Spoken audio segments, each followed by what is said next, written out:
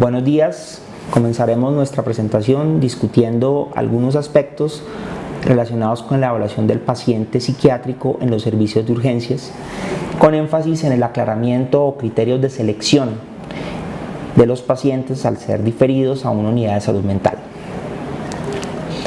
Uno de los objetivos principales en los servicios de urgencias, que constituye un reto para psiquiatras, internistas, neurólogos, médicos generales de urgencias, personal de enfermería, consiste en determinar si el paciente que tenemos al frente tiene una enfermedad psiquiátrica primaria, por ejemplo esquizofrenia, trastorno bipolar, depresión mayor, o si por el contrario, esta persona tiene una condición física que requiere un tratamiento específico y por tanto no se considera conveniente su manejo en una unidad de salud mental.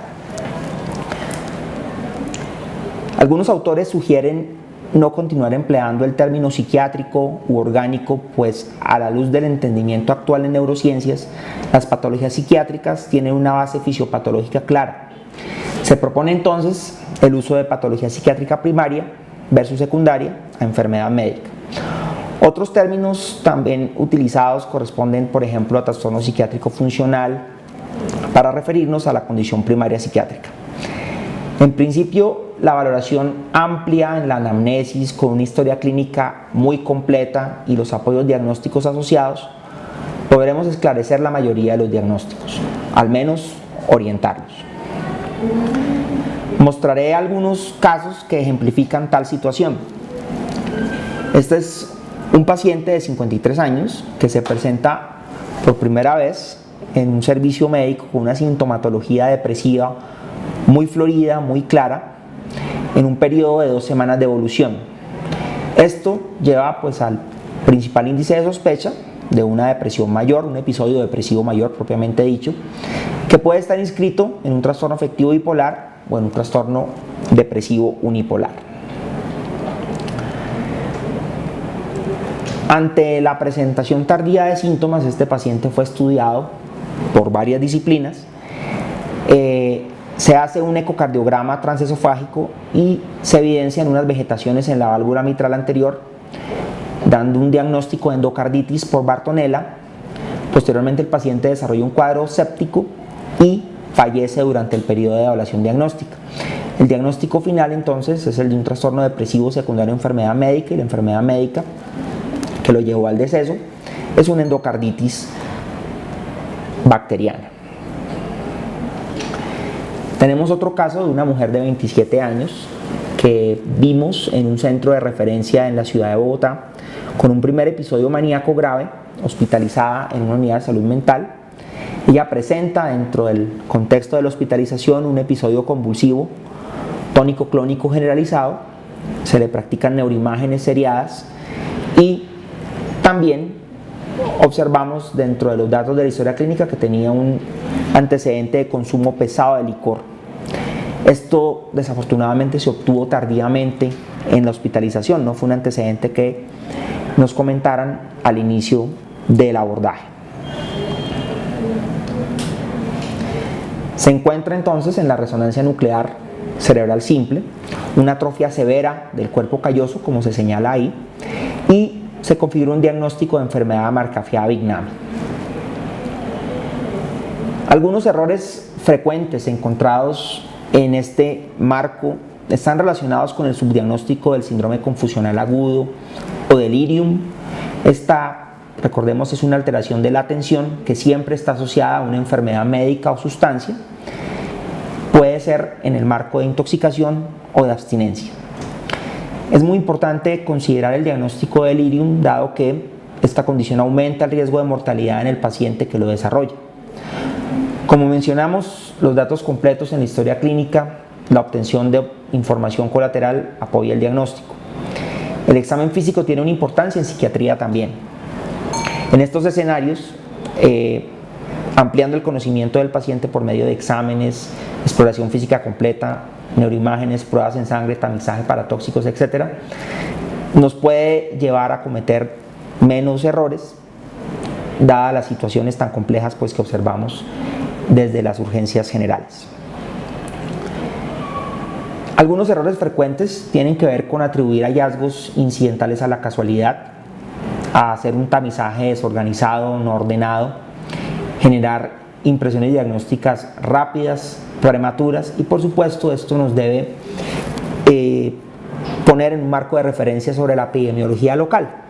Hay situaciones que se pueden estar presentando más que otras en las diferentes regiones donde estemos trabajando. ¿Cuáles serían entonces las posibilidades diagnósticas de un paciente que se presenta con un primer episodio psicótico? Una psicosis primaria en el marco de la esquizofrenia, por ejemplo, en el trastorno bipolar o trastorno del afecto, como depresión psicótica, manía con psicosis, episodios afectivos mixtos con psicosis, como determinantes fundamentales de los diagnósticos de patologías psiquiátricas básicas, primarias, como ya mencioné.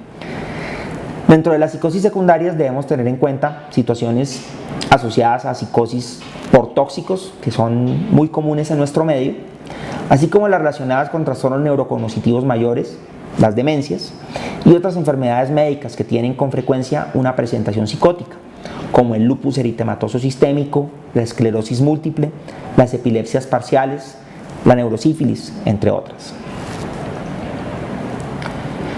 Nosotros recomendamos, dentro del abordaje escalonado de este tipo de dilemas diagnósticos, de rutina hacer un hemograma completo, pruebas de función hepática, renal, glicemia, tóxicos en orina y neuroimágenes, usualmente en primer episodio.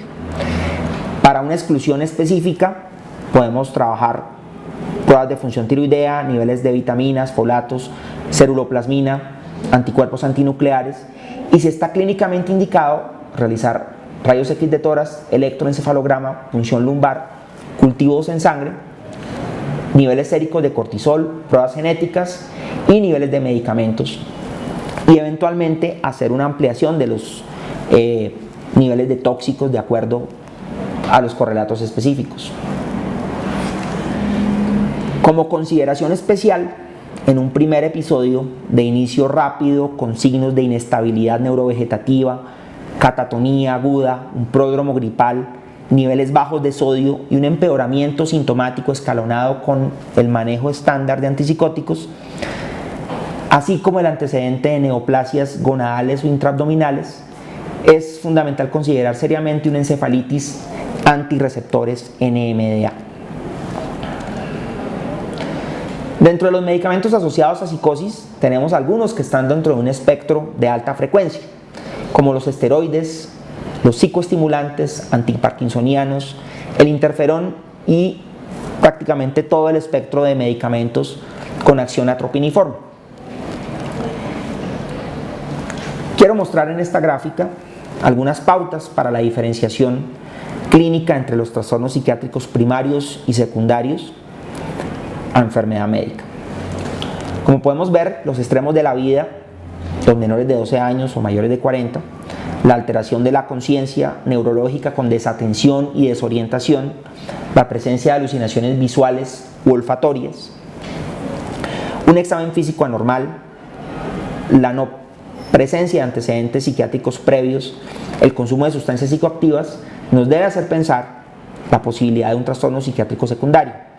Por el contrario, situaciones como la preservación del estado de alerta, la existencia de fenómenos sensoperceptivos de tipo auditivo, los antecedentes psiquiátricos personales y familiares y la no existencia de consumo de tóxicos nos orienta a una enfermedad psiquiátrica primaria. En caso de dudas, pues la situación debe llevarnos a estandarizar algunos protocolos en los centros de atención de forma bidireccional, como es la aplicación de listas de chequeo, tanto en los centros que reciben pacientes como los centros que envían pacientes. Estos instrumentos pueden ser llenados por el personal que recibe al paciente o por el grupo de psiquiatría de enlace o psiquiatría de hospital general que continúa valorando el paciente en un periodo de tiempo específico.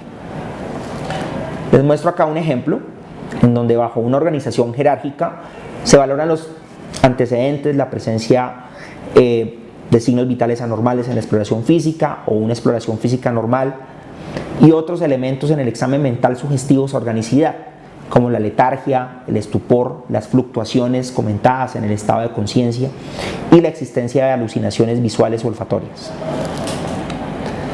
Se propone en el proceso revisar los resultados de los laboratorios realizados y la historia de tratamientos previos. Como podemos ver, entonces hacemos hincapié en esta distinción, dado que la causa de psicosis por un trastorno médico o sustancias va a cambiar de forma importante el pronóstico y el proceso clínico con nuestros pacientes. Debemos aclarar que no existen signos patognomónicos que lleven de forma confiable a la orientación diagnóstica. Como en cualquier acto médico, ante la aproximación a un paciente con estas características, debemos realizar una historia clínica muy completa con las consideraciones sobre aspectos epidemiológicos locales y tener como premisa el seguimiento del paciente en el tiempo.